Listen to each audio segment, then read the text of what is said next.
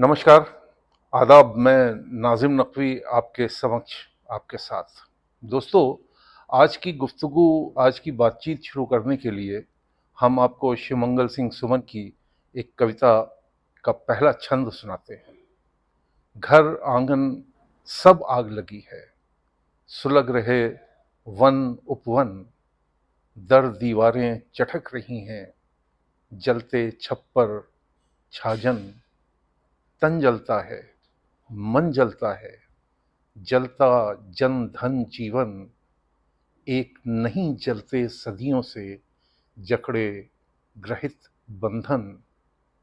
दूर बैठा ताप रहा है आग लगाने वाला, मेरा देश जल रहा कोई नहीं बुझाने वाला। सुबन जी के इस देश को आप दुनिया भी कह सकते हैं। दुनिया में एक आग लगी है, कोई नहीं बुझाने वाला।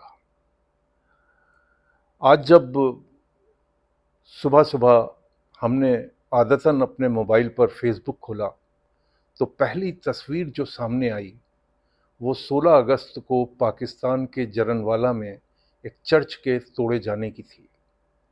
तस्वीर में दो लोग दिखाई दे रहे हैं जो सलीब तक पहुंच गए हैं।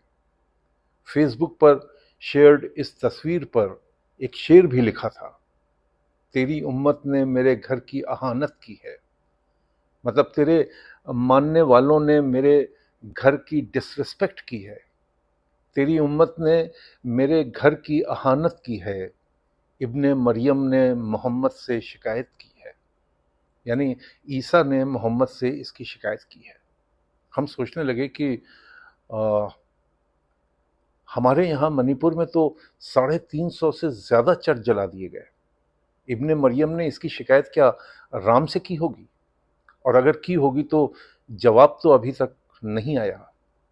हाँ, 15 अगस्त को लाल किले के प्राचीर से थोड़ा मरहम लगाने की कोशिश ज़रूर की गई, लेकिन 18 अगस्त को मणिपुर में 3 लोगों की फिर हत्या हो गई। इस बार जहां अभी तक ऐसी वारदात नहीं हुई थी, वहां हो गई। मरने वाले तीनों अपने कुकी विलेज की चौकीदारी कर रहे थे। सुबह सुबह करीब 4:30 बजे उन्हें मार गिराया गया। सोचिए, इस दुनिया में मंदिरों के साथ भी ऐसा सलूक किया जाता है और गुरुद्वारों के साथ भी। राम और नानक को भी इसका अफसोस, इसका गम होता ही होगा। वो भी इसकी शिकायत करते होंगे। हाँ, ये ज़रूर है कि ये राम, ये ईसा, ये मोहम्मद और नानक सिर्फ शिकायत करके रह जाते हैं, लेकिन इनके समर्थक, इनके मानने वाले, इनके फॉलोअर्स अपनी अपनी ताकत के हिसाब से बदला लेने की कोशिश करते हैं, उसके लिए निकल पड़ते हैं और किसी मंदिर पर, किसी मस्जिद में, किसी गुरुद्वारे को, किसी चर्च तक पहुंच जाते हैं और उसे तोड़ फोड़ कर उन्हें सुकून मिलता है। फिर ईसा, मोहम्मद, नानक और राम एक दूसरे से इसकी शिकायत करने पहुंच जाते हैं। यानी ये खेल चलता रहता है, सदियों से चला आ रहा है और सदियों तक चलता रहेगा, क्योंकि ये एक खेल है, इसके अपने मज़े हैं। इसमें जीतने वाला तो हर्ष और उल्लास में अपने लोगों के बीच लौटता है, लौटता तो हारने वाला भी है, लेकिन अगले मौके की तलाश में। आलोक धनवा के कविता संग्रह का नाम है दुनिया रोज बनती है, लेकिन ये किसी को नहीं पता कि इस दुनिया के कविता संग्रह का क्या नाम है। साहित्य यानी लिटरेचर का भी अपना ही खेल है।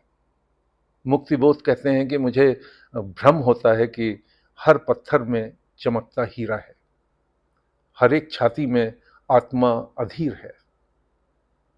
और बकौल निदा फाजली, तुम्हारी आंखों की रोशनी तक है खेल सारा, तुम्हारी आंखों की रोशनी तक है खेल सारा।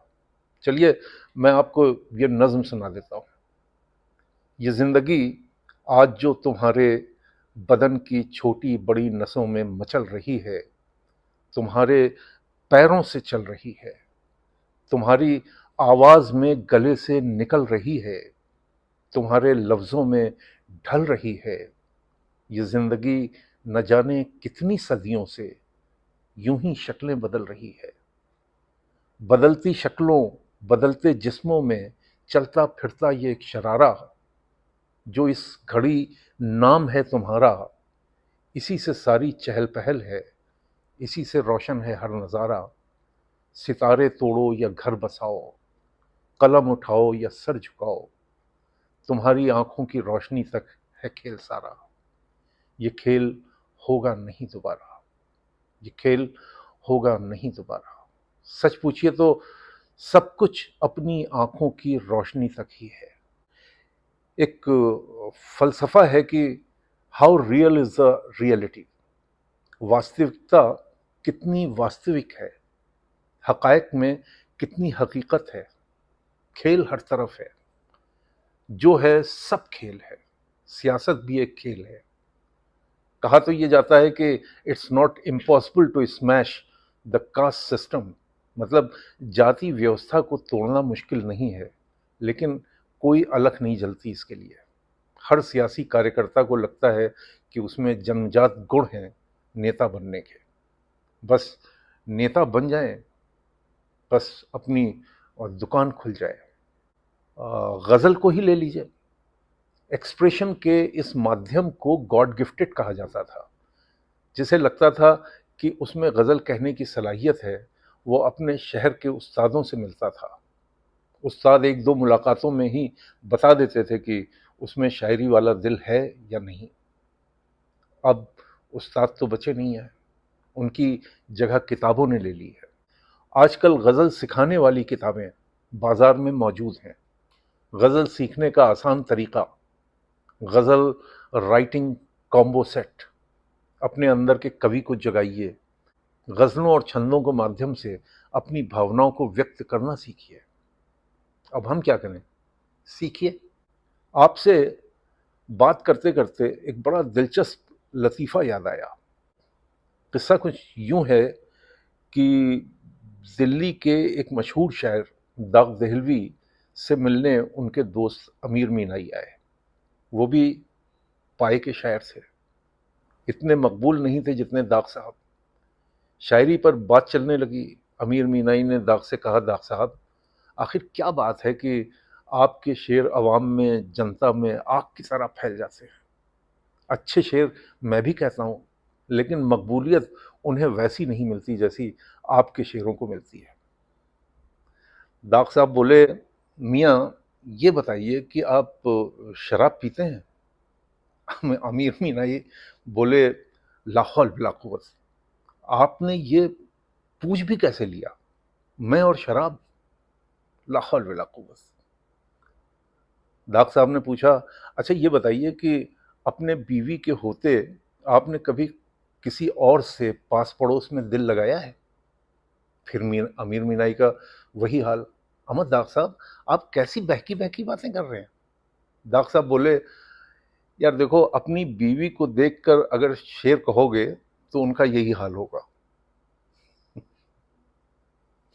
कुल मिलाकर शायरी का या शायरी की ग्रामर का जिंदगी की किताब पढ़कर तो इसे हासिल किया जा सकता है, इसका कोई कोर्स नहीं किया जा सकता। लेकिन बाजार को इससे क्या, उसे तो अपनी किताब बेचनी है और पैसा कमाना है। हैरत होती है कि ये वो लोग या इंस्टीट्यूशन कर रहे हैं जो इस फील्ड में संजीदगी के साथ लगे हुए हैं। और आजकल सोशल मीडिया पर भी यही हाल है। वो लोग जो समाज के सरोकारों की बात करते हैं, सियासत पर बात करते हैं, उस पर आंसू बहाते हैं और उन्हें लाखों लोग सुनते हैं, उनकी बातों पे बिलीव करते हैं, उनका सब्सक्राइबर बेस दिन दूना रात चौगुना बढ़ता है। ये कितनी अच्छी बात है। वो समाज को एक शेप देने का काम कर रहे हैं, वो समाज के दर्द के साथ खड़े हैं, ये अच्छी बात है। लेकिन अगले ही पल वो बाजार में इश्तिहार देते नजर आते हैं कि देखिए, हमारे व्यूज़ करोड़ों में पहुंच गए, आप क्या समझे, हमें इससे नहीं मतलब।